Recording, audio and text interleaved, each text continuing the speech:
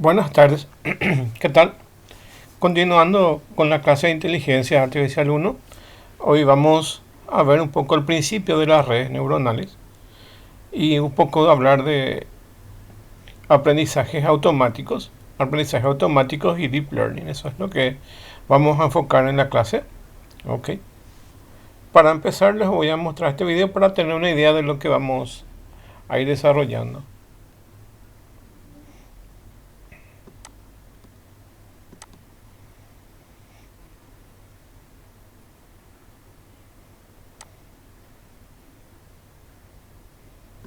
Hola, de nuevo soy Peregrino y les voy a hablar de la ciencia de datos.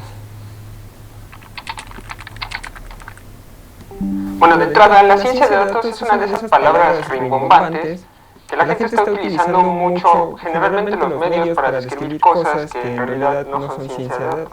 Pero bueno, para comenzar a hablar de la ciencia de datos hay que definir tres conceptos importantes. El primero, ¿qué son los datos?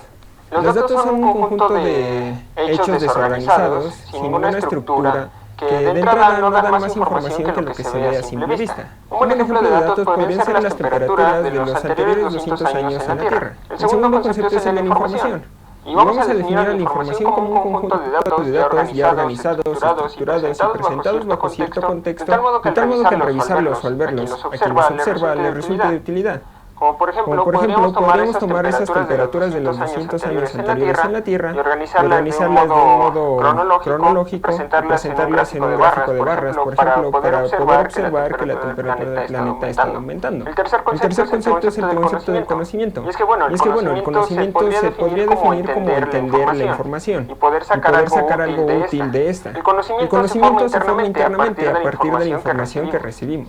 Una vez definido esto, podríamos decir que la ciencia de datos se encarga de transformar los datos en información y a la vez hace lo mayor posible porque esa información se transforma en conocimiento. Para lograrlo, la ciencia de datos se apoya en tres pilares. El primero de ellos es en las matemáticas, cosas como cálculo, álgebra, estadística, probabilidad y demás materias forman parte del primer pilar. El segundo pilar son las ciencias de la computación, cosas como programación, bases de datos, inteligencia artificial, aprendizaje máquina y demás. El tercer pilar es variante. Podríamos verlo como un comodín. Y es que este pilar se trata de la disciplina a través de la cual se generaron estos datos y para la cual se quiere aplicar la ciencia de datos. Puede ser el campo de la medicina, el campo de la educación, el campo financiero, el campo de ventas y demás. Como dije, este es un comodín y este pilar puede ser reemplazado por cualquier otro área del conocimiento sobre el cual se quiera obtener información extra a partir de los datos que ya contiene. Hay un diagrama de Venn muy famoso que ilustra esto. Aunque bueno, para ser honesto, también hay que decir que existen muchos diagramas de Venn que tratan de explicar lo que es la ciencia de datos. Algunos inclusive podrían resultar hasta graciosos y sarcásticos. A mí me gusta verlo como dos islas. Tenemos la isla de las matemáticas y la isla de las ciencias computacionales. Ocasionalmente entre ellas existe cierta comunicación, pero no es sino hasta que aparece un puente, es decir, el puente de la disciplina sobre la cual se quiere trabajar, que existe una comunicación mayor y surge la ciencia de datos. Pero bueno, a todo esto, ¿para qué nos puede servir? La ciencia de datos se utiliza en bastantes campos. Sin embargo, algunos de los más prominentes y en donde tiene mayor participación es, por ejemplo, en el campo de análisis de riesgo. Este puede utilizarse para que una aseguradora decida cuál es el costo de sus seguros en determinadas zonas del país, o inclusive para que el gobierno determine en qué partes de la ciudad es pertinente dar permisos de construcción. La ciencia de datos también nos puede ayudar en la detección de fraudes, ya sea grandes fraudes económicos, en traspasos internacionales, o inclusive con tu propia tarjeta de crédito. Tal vez la ciencia de datos te ayude la próxima vez que clonen tu tarjeta.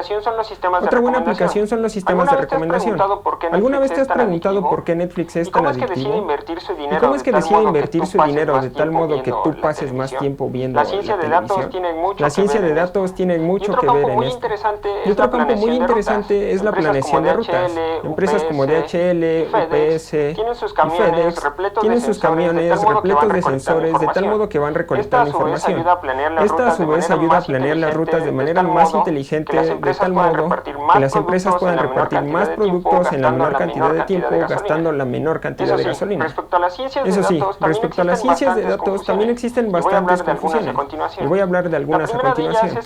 La primera de ellas es que la ciencia de datos no se trata solamente del famoso Big Data. Y es que la ciencia de datos no solamente se puede aplicar a millones de registros en una tabla de una base de datos, sino que con la ciencia de datos casi cualquier cantidad de datos es susceptible a ser analizada y trabajada. Otra de las grandes confusiones es que la ciencia de datos no es inteligencia artificial, no es aprendizaje máquina. Cada una de ellas tiene diferentes métodos y distintos fines. Sin embargo, sí hay puntos en los que se llegan a cruzar y la frontera se puede volver un poco borrosa. Otra de las confusiones es que la ciencia de datos no es como un conjuro mágico que le puedas aplicar a una empresa y de pronto volverla exitosa. La ciencia de datos depende de tres factores. El primero son los datos con los que se va a trabajar.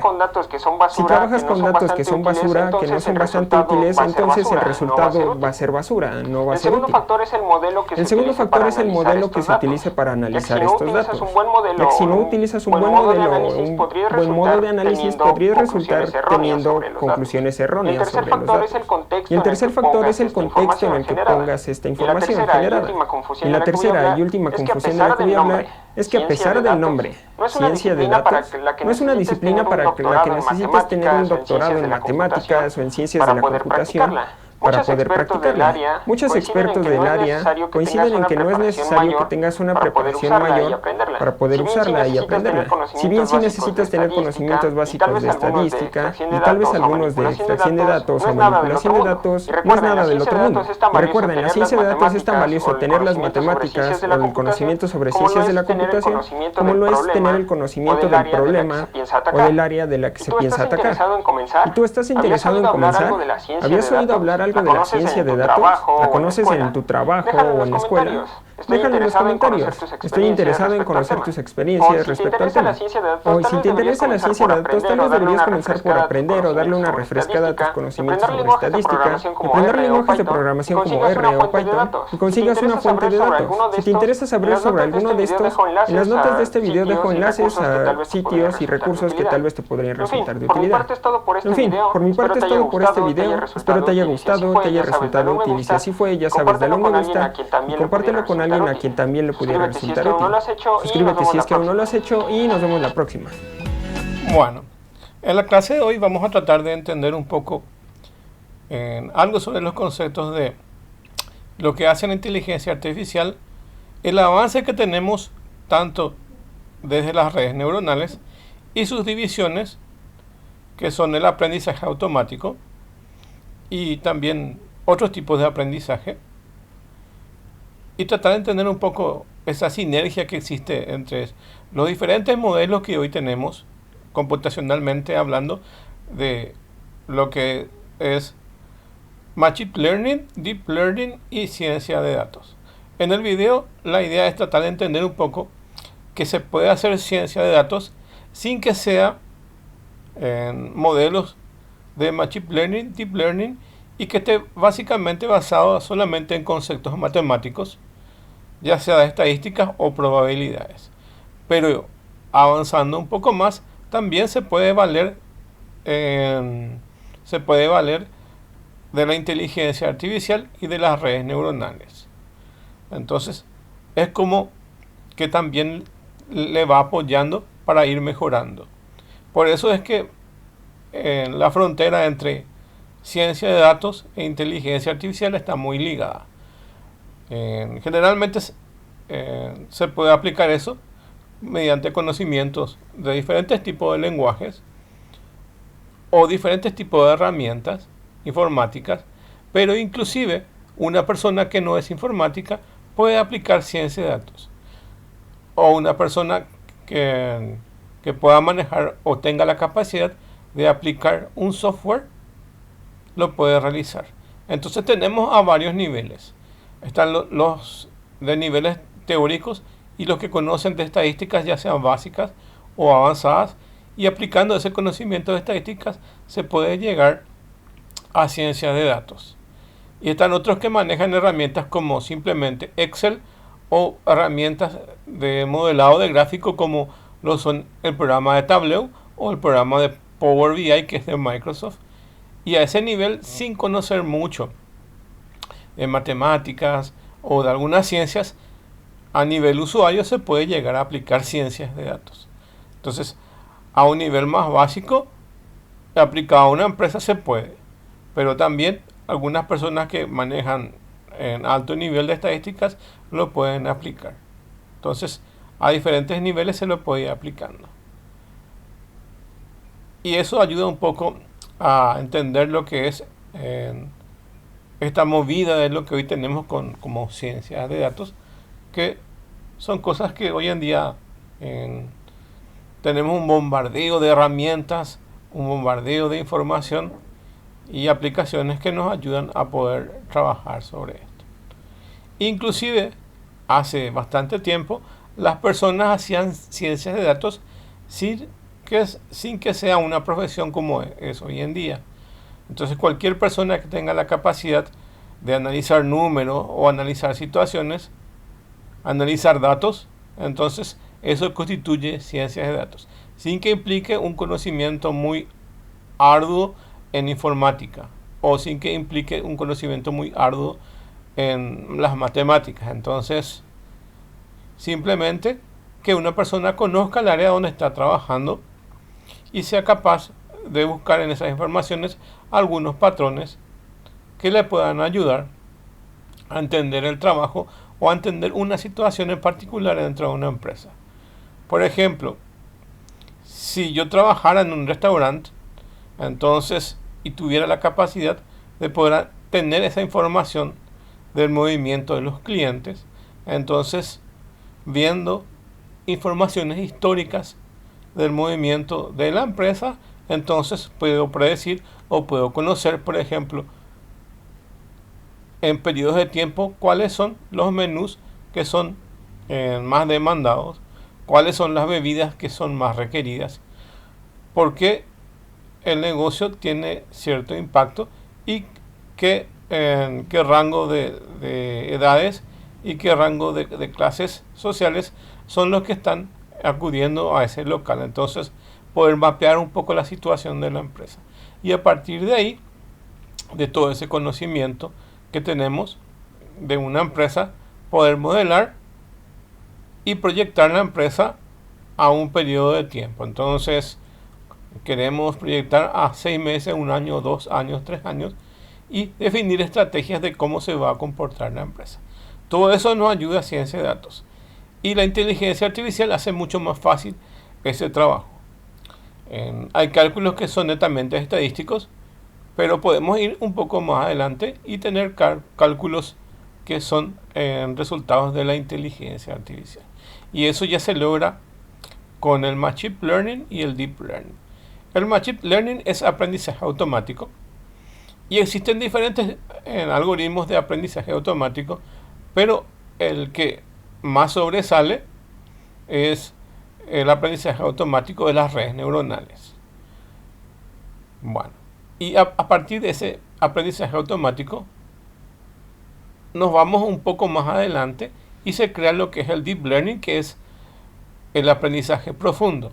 El Machine Learning generalmente lo prepara un programador y el Deep Learning tiene la capacidad de autoaprendizaje. Entonces va un poco más adelante y utiliza ese aprendizaje automático para que las neuronas o los elementos que constituyen las redes neuronales aprendan de por sí. Entonces ya no va a requerir tanta interacción del programador. Entonces simplemente analiza patrones y de acuerdo a esos patrones se va ajustando al modelo y a qué quiere llegar. Entonces ahí empieza a predecir de forma automática sin necesidad de tener programación. Entonces ahí surge un poco el entrenamiento que se le da y a partir de ese entrenamiento entonces ya genera sus propias conclusiones sin necesidad de programación. Entonces es un poco el avance de la inteligencia artificial que hoy en día tenemos.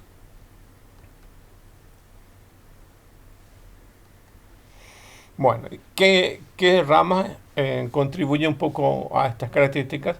Uno de estos es la lingüística, y la lingüística está más bien relacionada al lenguaje natural, que es la forma como el hombre se comunica, ya sea de forma escrita, o de forma hablada, o con gestos.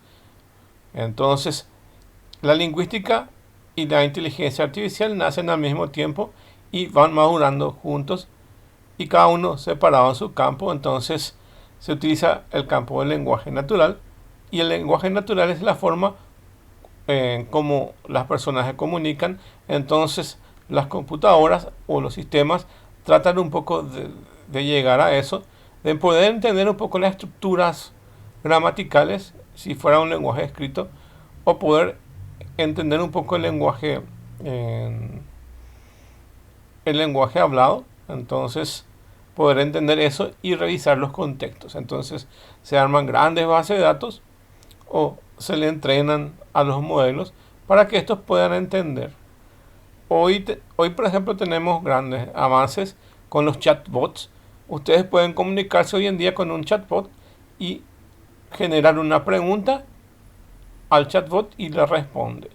Uno de ellos es ChatGPT, que tiene gran manejo del lenguaje natural en diferentes idiomas. Entonces nosotros podemos preguntar y el sistema se va a buscar en su base de datos y nos devuelve un resultado previo análisis y utilización de ese lenguaje natural. Entonces ayuda al entendimiento del lenguaje y requiere una comprensión de la materia que estamos bajo estudio, y especialmente bajo el contexto que estamos analizando, y no solamente entendiendo la estructura de las sentencias, lo que lo convierte en un problema bastante complejo que tiene que abordar. Entonces se ciñe al contexto que se le va a aplicar. Pero previamente, hoy en día, esas bases de datos están previamente alimentadas para que puedan dar esa información.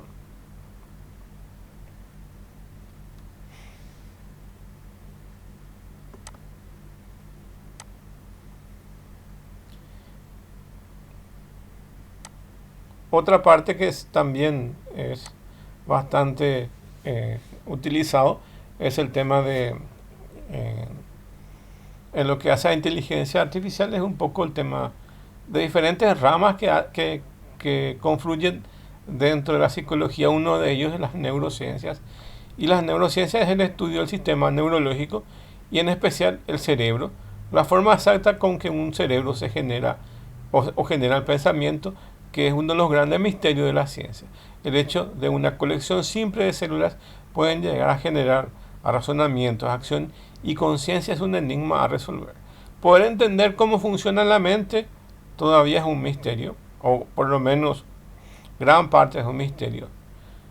Como vimos en la clase pasada, básicamente nosotros adquirimos información a partir de los sentidos y esa información se transmite hasta el cerebro y se supone que ciertas porciones del cerebro son las que analizan diferentes tipos de sentidos que tenemos. Entonces se procesa eso en el cerebro. ¿Cómo se procesa? Es un misterio, pero a partir del conocimiento humano que tenemos y a partir del pensamiento, de la psicología y otras ramas que están muy pegadas, nos sirven para poder entender un poco cómo aprendemos, cómo nos relacionamos, cómo relacionamos ideas, cómo guardamos esa información. Entonces, utilizando un poco la ciencia de la computación, tratamos de emular eso, tratamos de llegar a eso. Bueno, entonces el cerebro y las computadoras realizan tareas bastante diferentes y tienen propiedades muy distintas, según calcula ciertos experimentos que nos ayuden a tratar de igualar esa capacidad que tienen o que tenemos nosotros los humanos con el cerebro, a tratar de hacer modelos que son parecidos matemáticos dentro de las redes neuronales, que es básicamente una de las ideas inspiradoras para la estructura y funcionamiento de las redes neuronales y que básicamente emulan una neurona en el cerebro, y a partir de ahí, con modelos matemáticos, vamos haciendo el aprendizaje automático. Vamos a ver eso en otras clases, pero esto es más bien una introducción a lo que es redes neuronales. Bueno, como dijimos, la neurociencia y la psicología están íntimamente relacionadas. De hecho, desde 1960 hasta hace muy poco, hasta el año 2000 aproximadamente, había una corriente de inteligencia artificial que se va por el lado de la psicología. Entonces, todos esos avances que tenemos en psicología se trataron de llevar a la informática y eso constituye una parte de la inteligencia artificial. Entonces, la psicología trata del estudio y análisis de la conducta y procesos mentales de los individuos y grupos humanos. La rama que más influencia ha tenido en la inteligencia artificial es la psicología cognitiva, que se encarga del estudio de la cognición, o como nosotros pensamos, es decir, los procesos mentales implicados del conocimiento. Entonces, ¿cómo la persona adquiere conocimiento? A partir de los datos, las informaciones y el uso de esos datos para llegar hasta un conocimiento. O sea, yo puedo tener unos números, que son los datos, puedo procesar esos números y convertirlo en información. Entonces, puede ser estados de cuentas de instituciones financieras, pueden ser números de celulares. Entonces, cualquier número, entonces nosotros le llegamos a darle un valor. Ese valor se convierte en información cuando podamos hacer algún cálculo o poder realizar alguna cosa de interés con él. Por ejemplo, si son cuentas de un banco, podemos sumarlos, podemos hacer promedios y otros tipos de cálculos. Entonces, cuando podemos entender qué va pasando y analizar esa información, se convierte en un conocimiento. Y a partir de ese conocimiento, entonces, lo tratamos de elevar al concepto de inteligencia artificial, porque en realidad esa es una parte del proceso que realizan las personas, evaluar el conocimiento.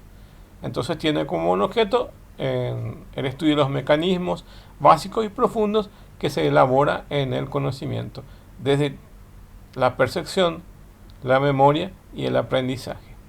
son funciones necesarias. Entonces, imagínense en un robot. El robot puede tener una cámara, que es básicamente el sentido de la vista, entonces ahí adquiere la percepción. La memoria es guardar esas imágenes en alguna parte del robot, y el aprendizaje es un software que le permite a él entender su medio ambiente. Entonces ahí tienen el proceso de cómo sería eso en una computadora o en un robot, hasta la formación de conceptos y tratar de hacer un razonamiento lógico, y utiliza la psicología y la lógica para ese fin. Hay lenguajes como el Prolog y el Lisp, que son lenguajes lógicos, y más el Prolog, que nos ayudan a tener un razonamiento lógico.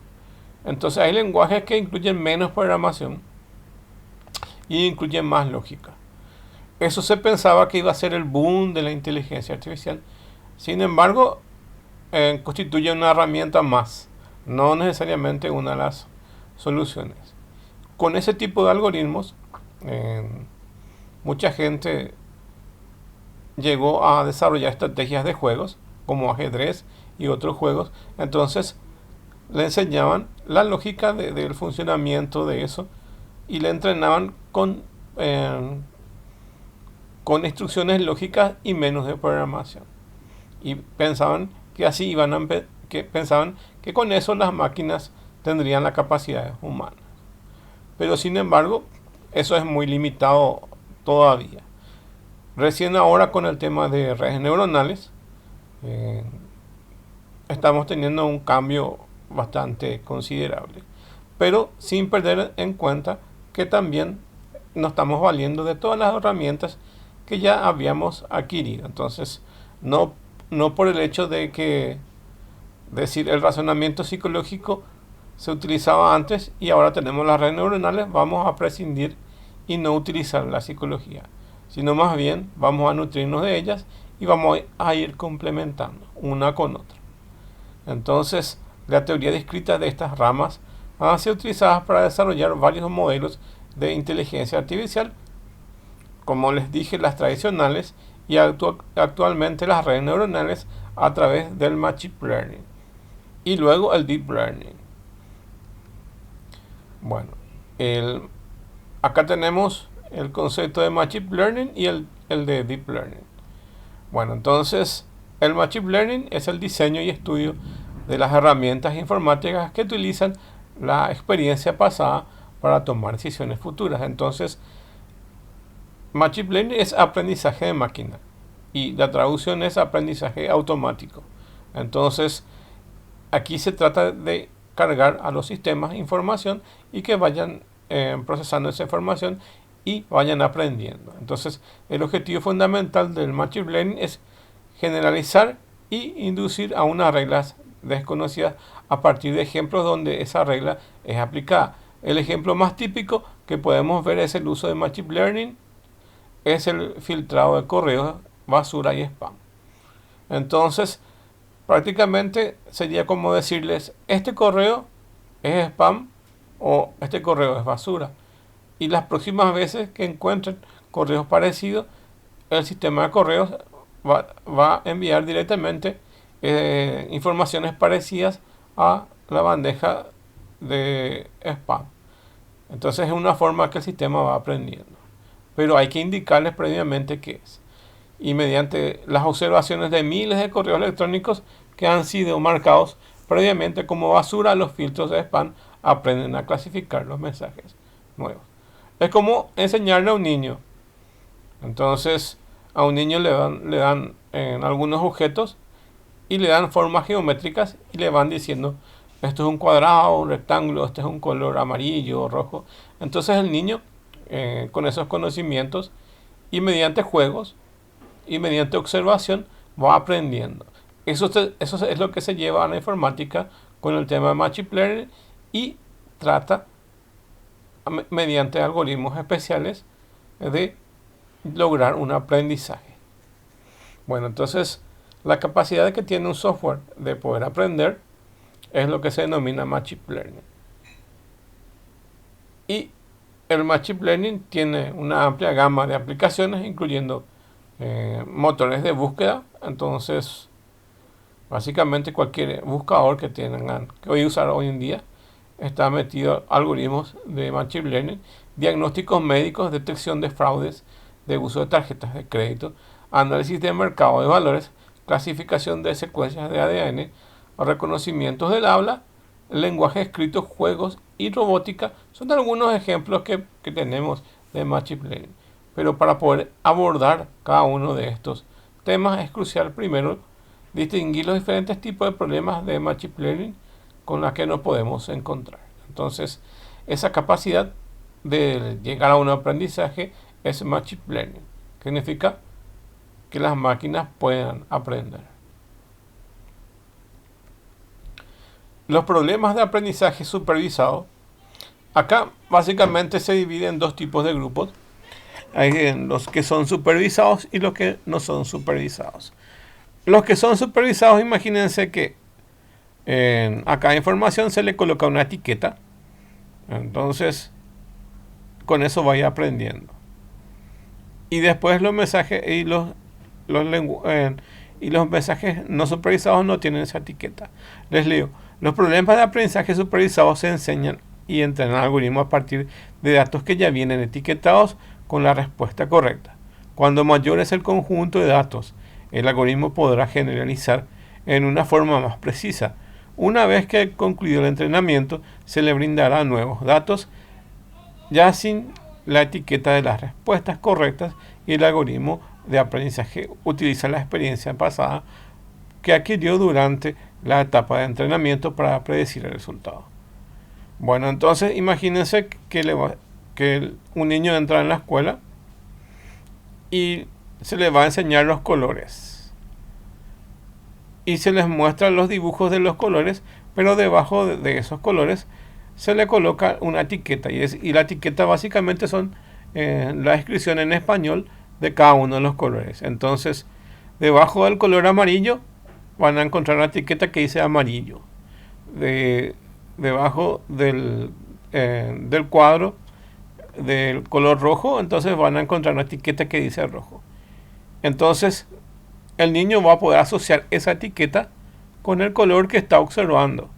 La misma cosa va a pasar, ya sea que aprenda en el idioma español o en un lenguaje que no es nativo, como puede ser el inglés o el alemán o lo que sea. Entonces, inclusive las personas mayores aprendemos de esa forma. Cuando estamos aprendiendo un idioma, nos muestran una imagen y debajo de esa imagen tiene unas etiquetas que nos está diciendo qué es. Y así como nosotros podemos aprender de esa forma, relacionando una etiqueta con su información, así se le entrena a las redes neuronales y ahí se obtiene el aprendizaje supervisado. Y luego de entrenarse varias veces, o luego de estudiar varias veces, en el caso del niño, de una persona que va a aprender un idioma, entonces, para nuevas situaciones que después se los puede aplicar, entonces automáticamente el niño o una persona va a poder reconocer esos colores sin que tenga la etiqueta. Entonces ya aprendió. Entonces, teniendo un poco eso en mente, ese es el proceso de un aprendizaje supervisado. Desde el punto de vista humano, entonces llegamos a pensar cómo nosotros, como humanos, hacemos esa relación de ideas. Pero en una computadora nos valemos de los algoritmos. Y esos algoritmos tienen una forma matemática de representación que vamos a ir viendo en otras clases. No vamos a entrar mucho en detalle cómo se hace la parte matemática, pero sí vamos a ver que utilizan las matemáticas dentro del proceso de las redes neuronales. ¿Por qué? Nos vamos a ver porque hay de repente matemáticas muy complejas y depende un poco de las salidas de ese aprendizaje, y vamos a dejar el uso de herramientas en diferentes lenguajes que ya incluyen el aprendizaje automático, y nosotros vamos a valernos de eso para poder aplicar. Entonces vamos a hacer más la aplicación que llegar hasta el principio de cómo se hace una red neuronal desde cero. Entonces, si bien vamos a ver los conceptos, no vamos a desarrollar una red neuronal desde cero.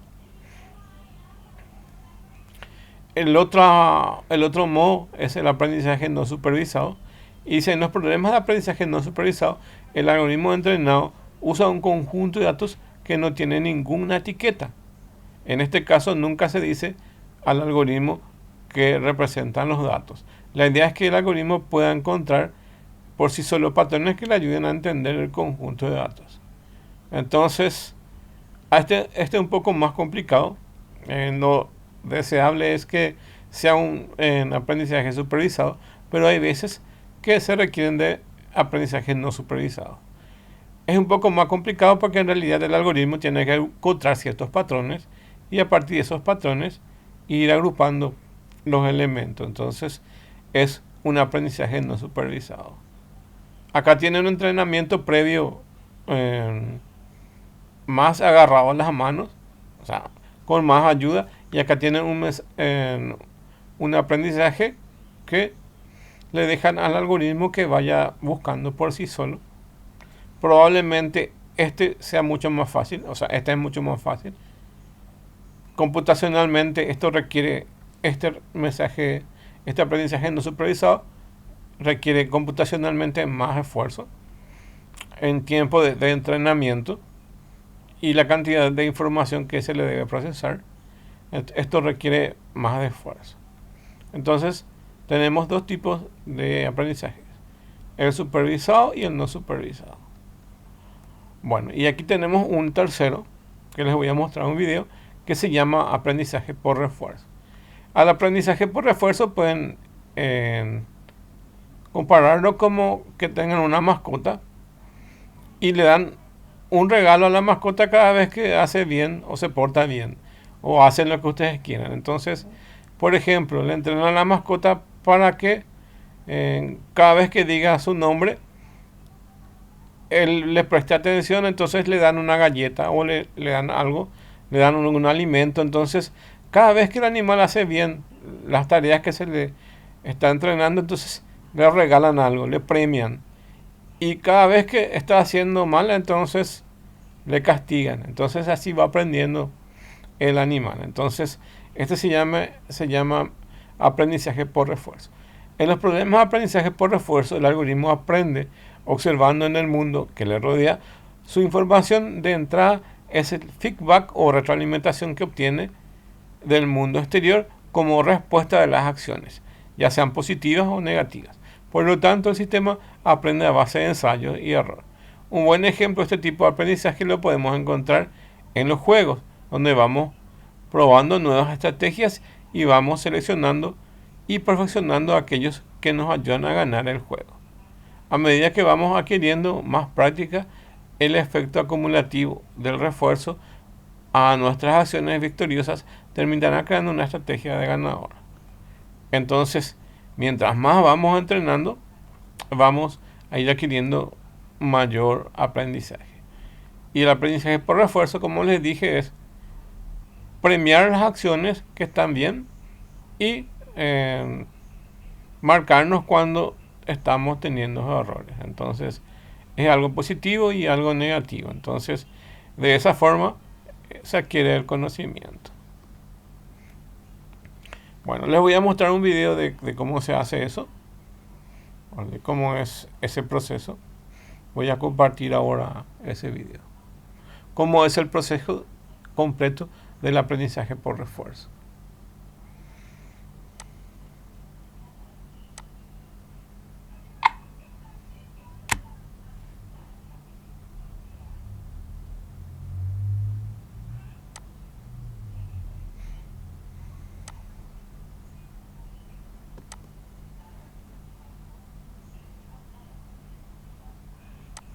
Bueno, vamos a empezar este tema hablando del aprendizaje por refuerzo o reinforcement Learning, ¿de acuerdo? Lo primero que os voy a enseñar, los primeros pasitos que vamos a dar dentro del mundo del aprendizaje automático y la inteligencia artificial, ¿de acuerdo? Hoy hablaremos de aprender a base de refuerzos.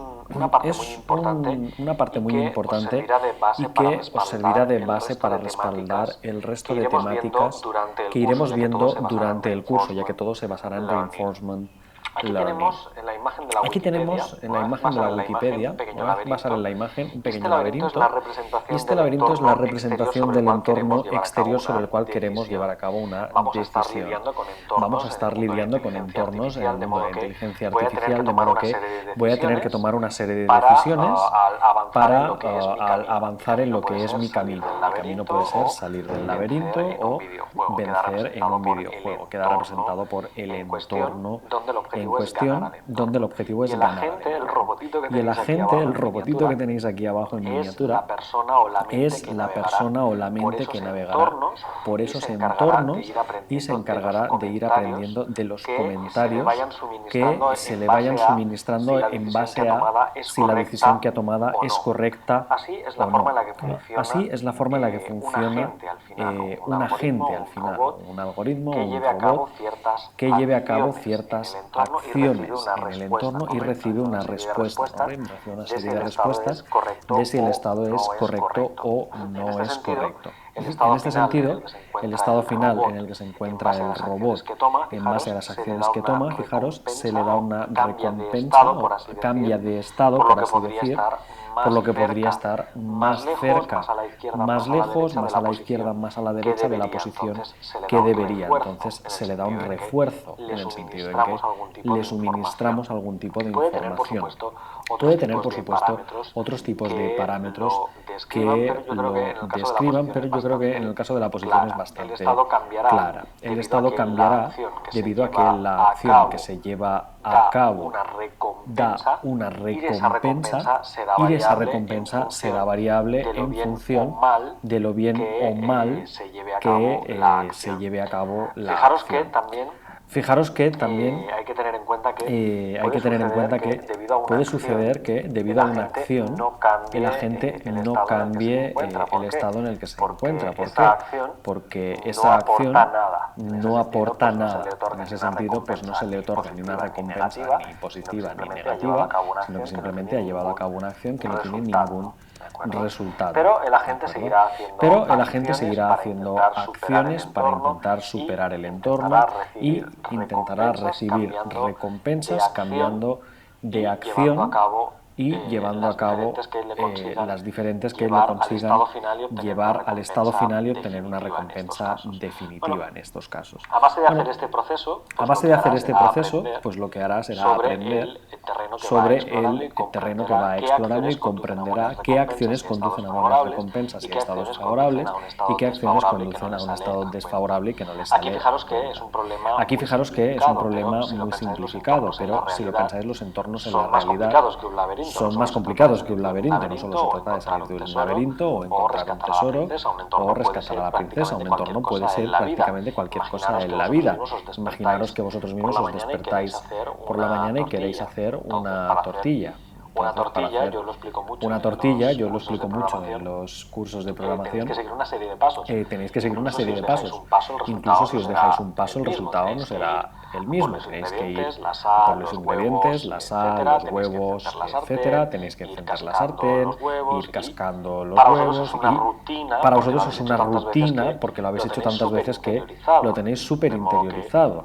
De modo que no os preocupáis por ello. Pero si fuera un robot que lo hace, cosas como qué temperatura tiene que tener la sartén a la hora de echarle los huevos, es lo mismo echarle la sal antes o después, si te dejas un ingrediente que no te ocurre, al final vosotros lo tenéis tan interiorizado que no os preocupáis de cada una de las acciones y recompensas que recibís. En el caso del reinforcement learning, pues por supuesto que en realidad necesitamos ir educando, por así decir, a la gente en todas y cada una de las acciones que se lleva a cabo. Entonces, a modo Entonces, a modo de resumen, un agente lleva a cabo una serie de acciones en el entorno que le rodea y recibe o no recompensas, intenta abogar por las buenas y evitar las malas en ese sentido. Por ejemplo, cuando encendéis el fuego y esperas, estás quemando inútilmente combustible, por tanto recibes una recompensa mala en el sentido de que no tienes que esperar tanto tiempo. O lo contrario, si pones el huevo y la sartén no está lo suficientemente caliente, pues recibes otra mala recompensa en el sentido de que te has pasado de temprano. Pues se basa en eso, ¿no? De ir otorgando la recompensa correcta en base al tiempo de espera, cuando vas poniendo las cosas y demás. Cosas como quemar la casa o quemar la tortilla y demás, dan lugares a recompensas negativas para la gente y aprende que lo ha hecho mal y que tiene que ir variando el tiempo o la forma en la que se hacen las cosas. Es muy importante entender que las acciones que buscamos tienen que ser acciones muy precisas, que como os digo nosotros las tenemos muy interiorizadas, pero que se deben realizar en puntos concretos del tiempo, no vale hacerlas una hora más tarde o una hora más temprano. Por otro lado, si realiza todas las acciones correctamente, ponerlas en la sartén antes de poner los huevos, poner los huevos justo cuando está a la temperatura correcta y demás, pues va recibiendo toda la información de forma positiva y va recibiendo una serie de recompensas que le van cambiando el estado y cada vez va mejorando en el sentido de que va acertando mucho más la forma final, ¿no? De hacer la tortilla que uno quiere comerse. Y fijaros que esto es solo un ejemplo, ¿no? De una acción básica que podéis llevar a cabo todas las mañanas, pero si lo pensáis, cualquier cosa que os rodea en el entorno, vosotros sois los agentes, en el sentido de que subes una escalera, abres una puerta o te tomas un café, vosotros siempre lleváis a cabo una acción, una tarea contra el entorno en el cual vivís y que vosotros no necesitáis aprender nada porque ya lo tenéis interiorizado, ya lo conocéis bastante bien. Pero al mismo tiempo podríais hacerlo, ¿no? Podríais intentar aprender sobre cómo hacer una mejor tortilla, sobre cómo subir mejor una escalera, o la primera vez que fríes un huevo frito os convertís en agentes de un aprendizaje por refuerzo, en que en base a las cosas buenas que os salen aprendéis cómo hay que hacerlo la siguiente vez en cada uno de los aspectos de vuestra vida. Incluso podéis obtener, en el caso en que vosotros os dediquéis a hacer tortillas y queráis mejorar, pues os dedicáis a hacer tortillas, las vendéis y recibís feedback, ¿no? Recibís retornos positivos, retornos negativos, y en base a los positivos que os van contando, pues vosotros descubrís la mejor forma de hacer las tortillas. Yo mismo utilizo el Reinforcement Learning para saber cómo hacer mejores cursos, ¿no? Yo voy sacando cursos, acción, el entorno sois vosotros, que me dais un feedback, pulgares arriba, pulgares abajo, 4 estrellas, 5 estrellas o una estrella y un mal comentario, y en base a las recompensas que yo recibo cambio el estado y voy mejorando mi forma de ir sacando contenido en el futuro. Incluso en el caso de negocio en un mercado bursátil, comprar o vender, participáis vosotros mismos como agentes, hacéis una opción, comprar o vender contra el entorno, los stocks, y en base a si la recompensa es ganar dinero o perder dinero, es cuando vais aprendiendo. Cuando conducís un coche es lo mismo, sabéis cuándo podéis girar el volante, cuándo no, cuándo tenéis que acelerar, cuándo podéis frenar o cuándo tenéis que poner las luces de emergencia, porque os habéis ido entrenando, y si no pensáis la primera vez que conducisteis un coche. Entonces fijaros que siempre es lo mismo, se obtiene información del entorno, se sabe que unas de esas acciones son correctas, otras no, y en base a las que son correctas y las que no, la gente va aprendiendo. Sabes que si te pasas de una cierta velocidad te va a caer una multa, o que si conduces en sentido contrario tienes probabilidad de accidente. Por tanto, fijaros que el sistema va aprendiendo de forma constante, de modo que ahí es cuando aprendéis qué es lo que hay que hacer, porque tiene recompensas positivas, aunque la recompensa positiva sea no morir, y de las recompensas negativas, que te caiga una multa, morir, etc., aprendes que no hay que hacerlas y vas mejorando, sobre todo a lo largo de toda la vida. Es un proceso que pues vosotros mismos vais interiorizando. Entonces, la forma más simple de pensar en el Reinforcement Learning a nivel de, ya no solo de programación, sino a nivel de concepto, es cuando se entrena entrenar a un animal, cuando entrenáis, por ejemplo, a un perrito, ¿no? O a un animal que queréis enseñarle a hablar y que queréis que os obedezca, por ejemplo, le dais un hueso al perro, o le dais una galletita, o le animáis o le rascáis en la cabeza cuando le queréis dar un premio de que eso sí se hace, ¿no? De que el perro lo ha hecho bien, os ha saludado o ha hecho algo que queríais.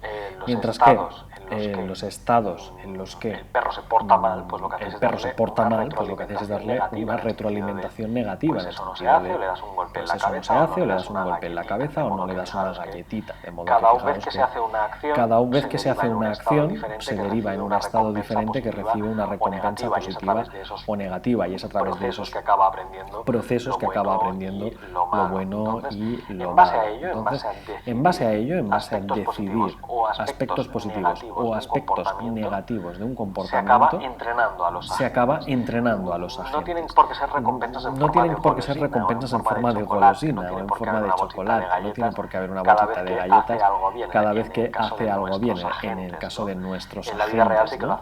En la vida real sí que lo hacemos así, pero por lo menos el símil en el mundo de la inteligencia artificial, con el mundo real que nos rodea, os ayudará a pensar conceptualmente de forma más sencilla. Entonces, simplemente las recompensas que les damos son realmente algo genial para la máquina, algo que no existe, y que de forma normal se suelen pensar como éxitos y fracasos, ¿no? Como un pulgar arriba, un pulgar abajo, o como un verde rojo, donde el algoritmo recibe un pulgar arriba o un +1 cada vez que lo hace bien, y un 0 o un -1 cada vez que lo hace mal, de modo que lo que busca es los positivos para ir mejorando. Entonces todo es inexistente, son cosas imaginarias, pero son paranoias que nos montamos, por así decir, para acercarlo a la realidad.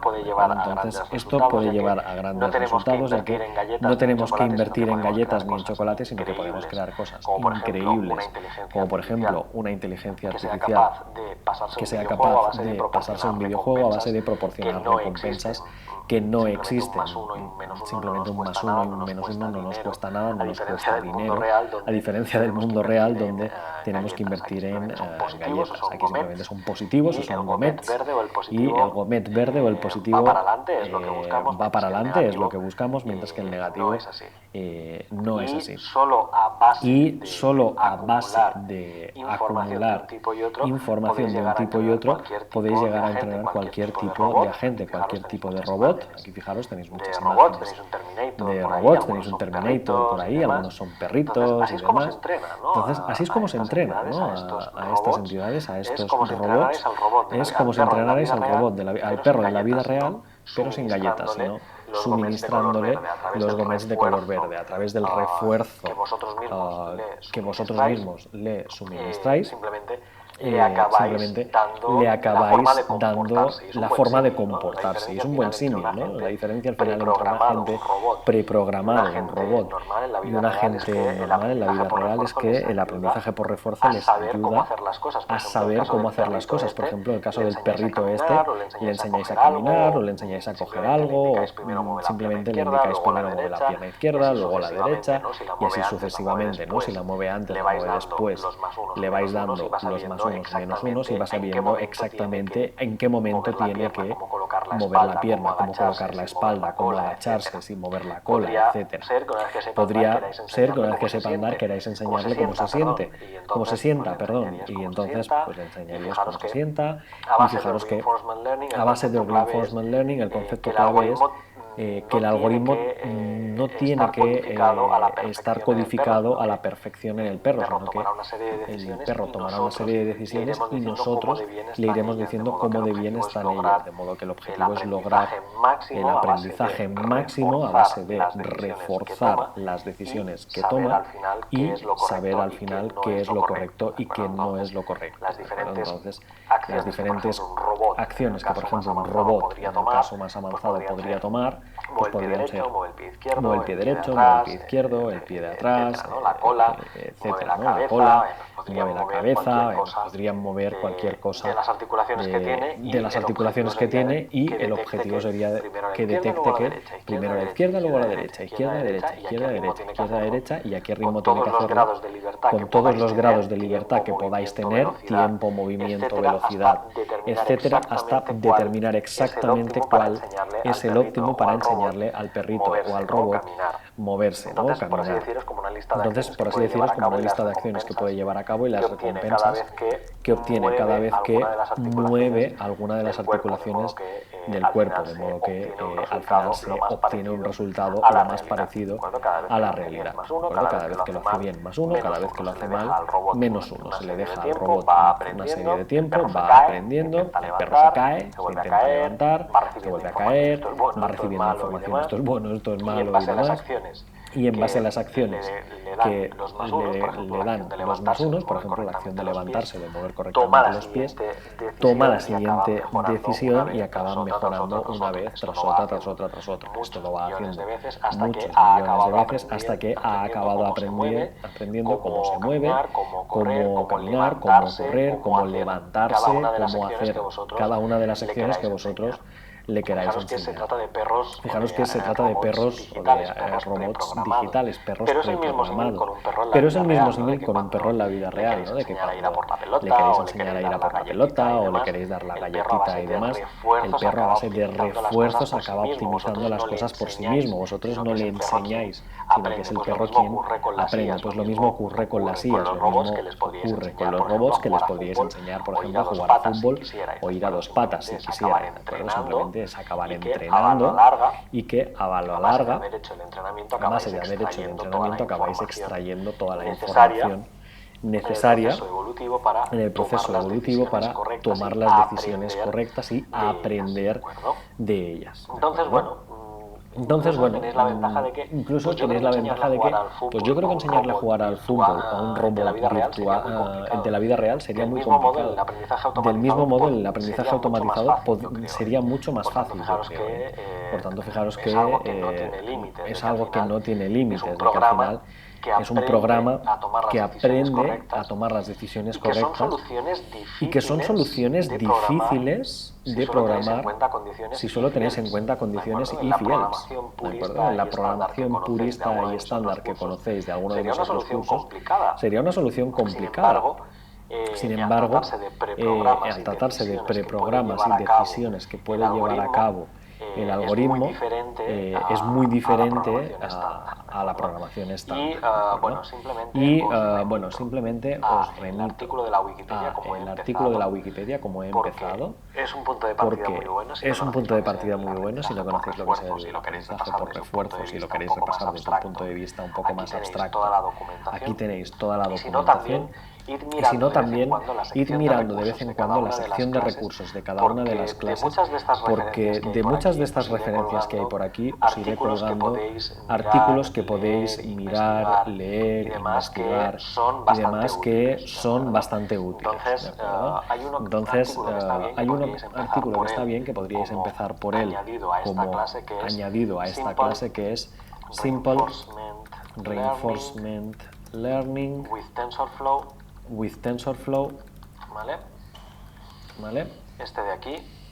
Este de aquí, vale, de Medium, aquí, vale, de Medium, aquí, y que son 10 articulitos. Son 10 articulitos, se pueden leer fácilmente aquí, ¿vale? Son 10 partes y las podéis ir leyendo una cada vez para ir aprendiendo de forma adicional a todo lo que yo os enseñaré en el curso. Simplemente es 10 artículos que enseñan un poquito qué es esto del Reinforcement Learning en base a usar TensorFlow.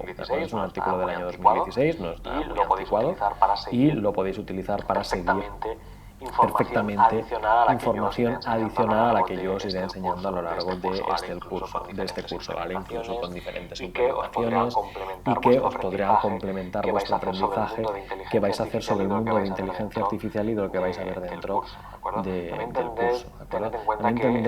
Tened en cuenta que estos artículos están muy bien para ver diferentes perspectivas, porque lo que yo os voy a explicar lo voy a hacer de una forma muy concreta, mientras que en este artículo vais a obtener una visión completamente diferente.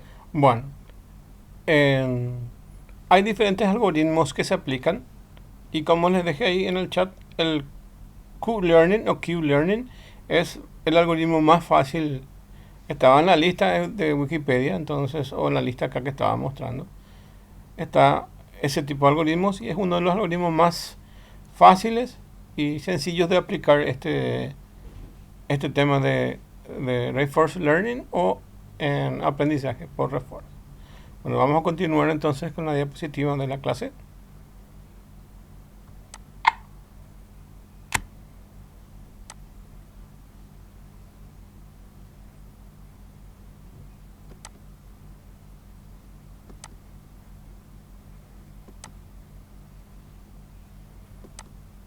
Bueno, con eso ya entendemos un poco cómo funciona el aprendizaje por refuerzo.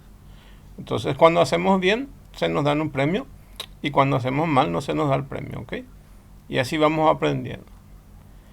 Y el Deep Learning es el avance un poco de la inteligencia artificial, y aquí requiere poca interacción de los programadores.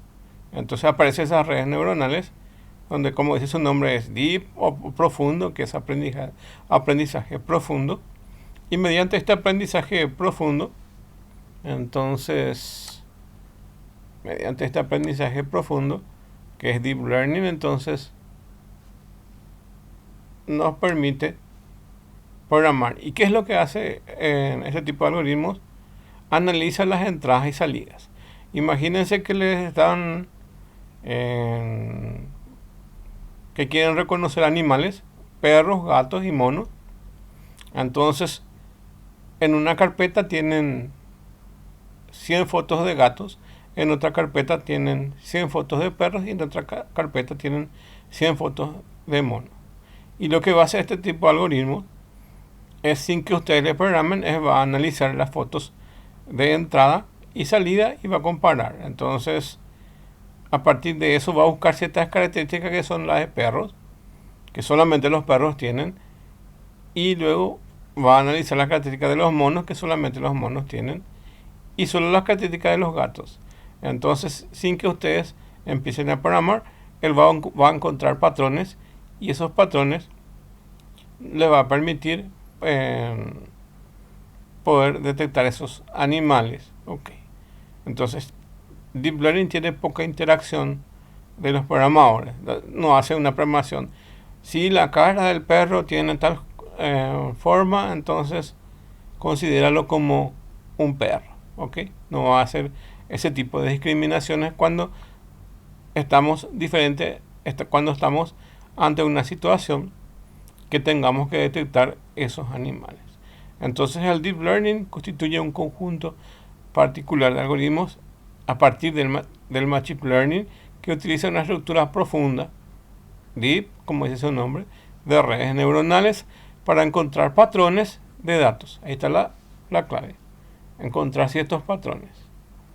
Todos sabemos que, por ejemplo, los perros tienen la nariz más larga y los gatos no lo tienen. Entonces, algunos patrones ya encontramos a diferencia.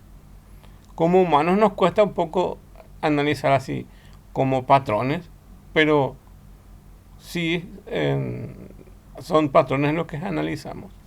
Entonces, este tipo de algoritmos cuentan actualmente con gran interés, ya que han demostrado ser sumamente exitosos para resolver determinados tipos de problemas, como por ejemplo el reconocimiento de las imágenes, justo que le estaba diciendo, reconocer perros, gatos, monos, algún tipo de ave y así. Entonces, muchos consideran que este tipo de modelos son los que tienen más futuro y nos llevará a resolver definitivamente el problema de la inteligencia artificial. Tanto es así que si tenemos algoritmos de Deep Learning bastante avanzados, algún día podemos tener como esas películas de ciencia ficción, donde en realidad tenemos una especie de Matrix que toma todas las decisiones. Entonces, ahí básicamente deja de existir un programador y las máquinas en sí son las que tienen esa capacidad de inteligencia. Falta todavía un montón de evolución para eso, pero gracias al Deep Learning empezamos a creer que alguna vez se pueda lograr eso. Entonces, el Deep Learning tiene ciertas capacidades que lo hacen especialmente útiles, por ejemplo, para reconocer patrones e imágenes. Bueno, después tenemos razonamientos probabilísticos, así como la ciencia de datos está más relacionada a este tema de estadísticas, probabilidades. También existen razonamientos probabilísticos. Probablemente la teoría de Bayes, que es lo que se enseña un poco en probabilidades, en el tema de estadísticas de bayesianas, son las que más se tienen en cuenta para ese tipo de algoritmos. El razonamiento probabilístico se encarga de lidiar con la incertidumbre inherente de todo el proceso de aprendizaje. El problema para crear inteligencia artificial entonces se convierte en encontrar formas de trabajar con información ruidosa. Entonces, informaciones inciertas sería eso. Incompletas e incluso muchas veces contradictorias. Estos algoritmos están sumamente ligados a estadísticas bayesianas y la principal herramienta que se apoya es el teorema de Bayes. Entonces se utiliza la probabilidad y con el teorema de Bayes podemos saber qué porcentaje de eso es verdadero y qué porcentaje de eso es falso. Y mediante esa probabilidad de ocurrencia entre un evento verdadero y falso, o la ocurrencia en saber, por ejemplo, si va a llover y mi estado de ánimo es alegre, o saber si sale el sol y mi estado de ánimo es triste, o viceversa. Entonces, analizar estado de ánimo de acuerdo al estado del tiempo puede ser una forma de análisis bayesiana, donde a partir de ciertas informaciones yo puedo predecir el comportamiento de una persona o de una situación. Entonces, utiliza las probabilidades para poder hacer. Después están otros tipos de algoritmos que se denominan algoritmos genéticos. Y básicamente, como dice su nombre, genética, es un poco la evolución natural. Entonces, toma el modelo de Darwin y básicamente ahí habla el tema de la selección natural de las especies, donde básicamente desde una neurona o desde una célula se va evolucionando, y ahí luego aparecen diferentes ramas de animales, la que por ejemplo constituyen a las aves. Entonces ahí, a partir de las aves, entonces se abre otra vez las ramas y tenemos diferentes tipos de aves. Luego tenemos la flora o la fauna, o bueno, tenemos diferentes flores, y ahí tenemos diferentes tipos de plantas, y ahí se abre otra vez otro abanico. Y después tenemos los animales vertebrados e invertebrados. Dentro de los vertebrados tenemos una serie de abanicos otra vez. Entonces corresponde a ese tipo de algoritmos que básicamente van evolucionando con respecto al tiempo. Entonces utiliza un poco esa forma de pensar y se hacen algoritmos a partir de eso. Y estos algoritmos son genéticos, se basan en la idea de que una madre, de que a partir de un aprendizaje de selección natural, si la naturaleza pudo crearnos, puede crear cualquier cosa. Por tal motivo, lo único que deberíamos hacer es alcanzar la inteligencia artificial, es simular ese mecanismo a través de la computadora. Entonces, esa evolución natural se mete en algoritmos que simulan eso en la computadora. La idea de este algoritmo es imitar la evolución. Eso es lo más principal, imitar la evolución.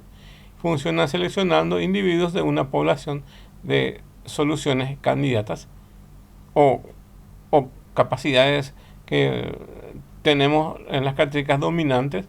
Entonces, si una persona tiene ojos azules, ¿cuál es la probabilidad que sus hijos vuelvan a tener esas características de ojos azules? Entonces, son soluciones candidatas. Y luego intentando producir nuevas generaciones de esas soluciones, que son los hijos, y que van a mejorar las anteriores una y otra vez, que se van aproximando a la solución y se va llegando a la perfección. Este tipo de algoritmos son algoritmos que se denominan o que se usan para optimización. Entonces, aquí, por ejemplo, se optimiza las rutas más cortas. Por ejemplo, en Google Maps, ¿cuál es la distancia más corta entre un punto A y un punto B? Tenemos diferentes opciones y el algoritmo va a elegir cuál de esas es el camino más adecuado para llevarnos más rápido. Entonces, ese tipo de algoritmos se usan con algoritmos genéticos o otros tipos de algoritmos que son algoritmos de optimización.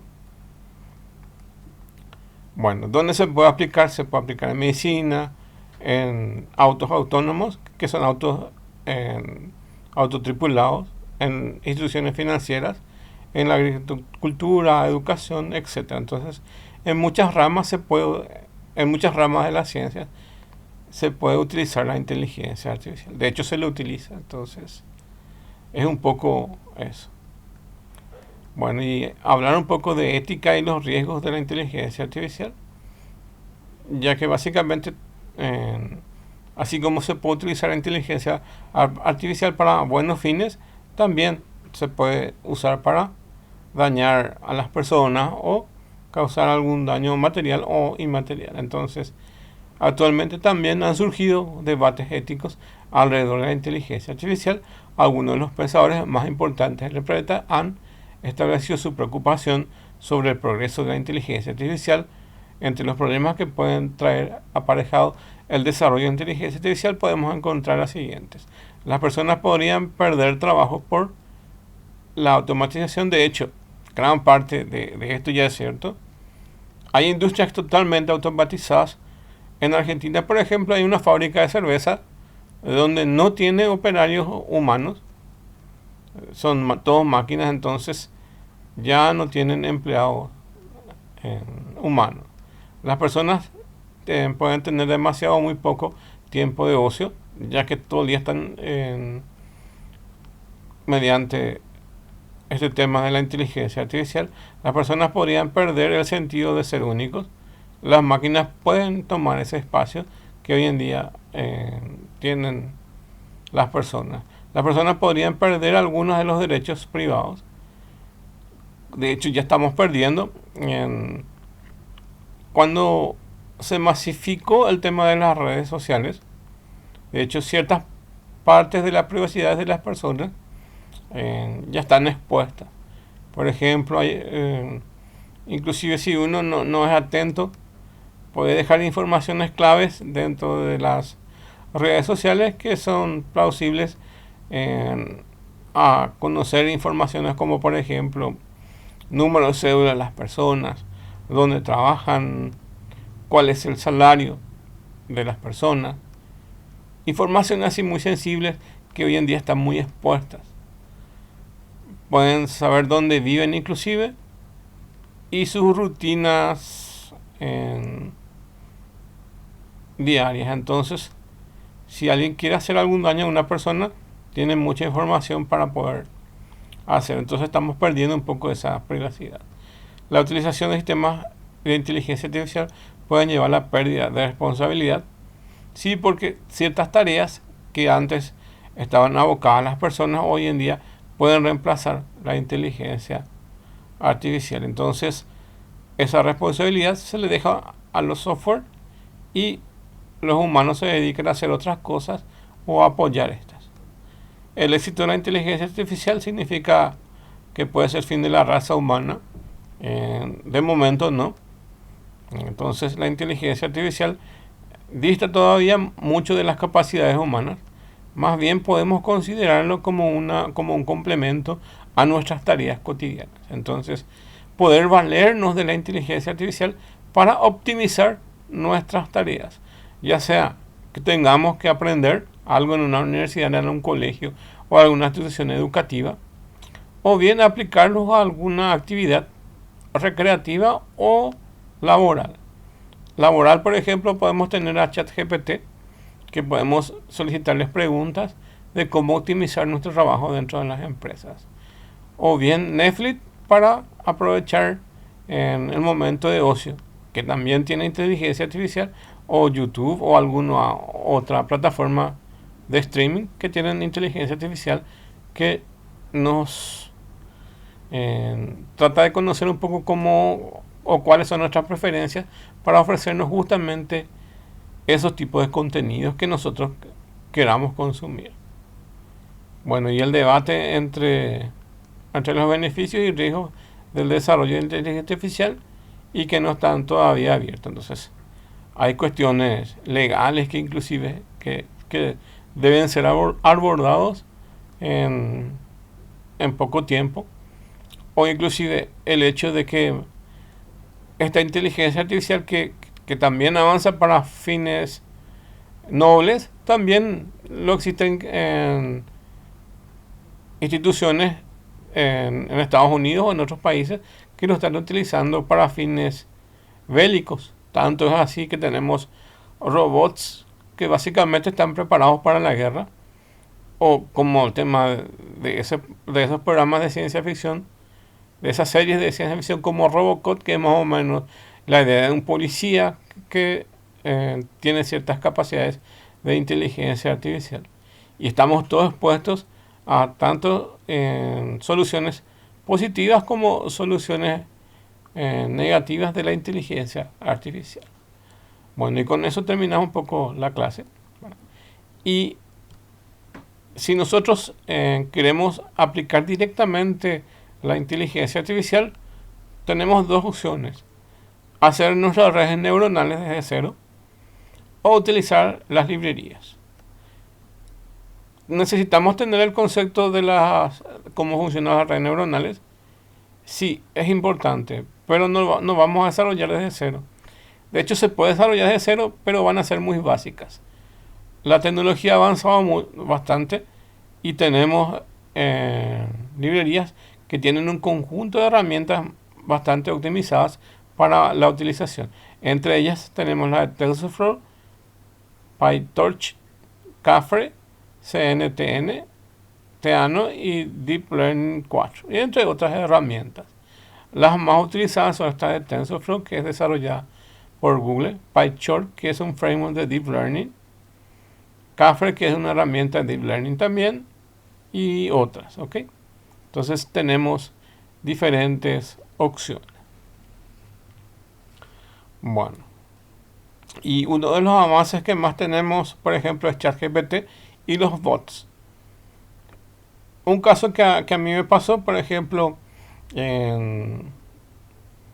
hice una compra en un sitio y necesitaba comunicarme con el vendedor, y el vendedor pedía que instale Discord, la plataforma Discord, y dentro del Discord, para la comunicación, lo único que vi es un bot que estaba ahí pero no me respondía. Pero lo que pasó es que el bot en realidad era un programa que se introdujo dentro de mi celular, y lo que hizo es